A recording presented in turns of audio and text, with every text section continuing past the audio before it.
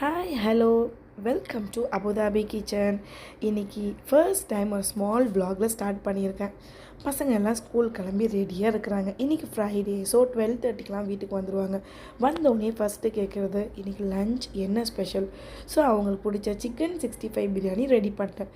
500 grams boneless சிக்கனில் அரை spoon மஞ்சத்தூள், 1 ஸ்பூன் காஷ்மீரி மிளகாய் தூள், அரை ஸ்பூன் பெப்பர் பவுடர், அரை ஸ்பூன் ஜீரக powder, 1 spoon ginger garlic paste, 2 spoon தயிர், தேவையான அளவு உப்பு, கையளவு கொரியண்டர் லீவ்ஸ் போட்டு நல்லா மிக்ஸ் பண்ண பிறகு ஒரு அரை மணி நேரம் சைடில் அதை எடுத்து வச்சுருங்க.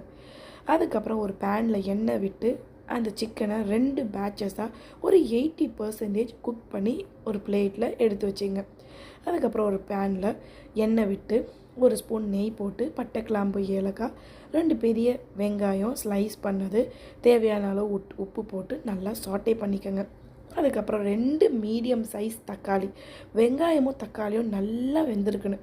அதுக்கப்புறம் ஒரு கை அளவுக்கு புதினாவும் ஒரு கை அளவுக்கு கொரியண்டர் லீவ்ஸும் போட்டு நல்லா மிக்ஸ் பண்ண பிறகு அதுக்கான ஸ்பைசஸ் அரை ஸ்பூன் மஞ்சத்தூள், அதுக்கப்புறம் 1 ஸ்பூன் காஷ்மீரி மிளகாய் தூள், தேவையான அளவு காரத்துக்கு தகுந்த மாதிரி போட்டுக்கோங்க, அரை ஸ்பூன் பெரிய ஜீரக பவுடர், அப்புறம் 1 ஸ்பூன் தயிர் நல்லா மிக்ஸ் பண்ண பிறகு 1 ஸ்பூன் பிரியாணி மசாலா.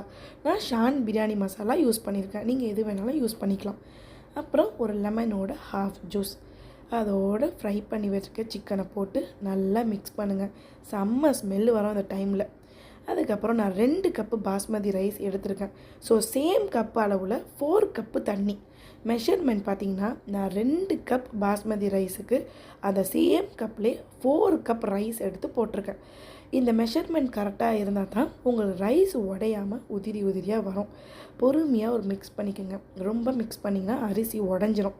ஒரு 5 நிமிஷத்துக்கு அப்புறம் பார்த்திங்கன்னா நல்லா ஒரு ஃபுல் மிக்ஸ் கொடுத்துட்டு அதை ஒன்றுமே செய்யாமல் அப்படியே சட்டில் பண்ணி ஒரு ஃபாயில் பேப்பர் போட்டு அதை அப்படியே க்ளோஸ் பண்ணி 25 to 30 மினிட்ஸ் இல்லாட்டி 20 to 25 மினிட்ஸ் ரொம்ப சிம்மில் வச்சு பிரியாணி குக் பண்ணிங்கன்னா தம் போட்ட பிரியாணி செம்மையாக ரெடி ஆகிடுங்க. பாருங்கள் எவ்வளோ உதிரி உதிரியாக எவ்வளோ அழகாக இருக்குது பார்க்குறதுக்கு. இன்றைக்கி லஞ்சுக்கு என் பசங்க ரொம்ப ஹாப்பி ஆகிடுவாங்க.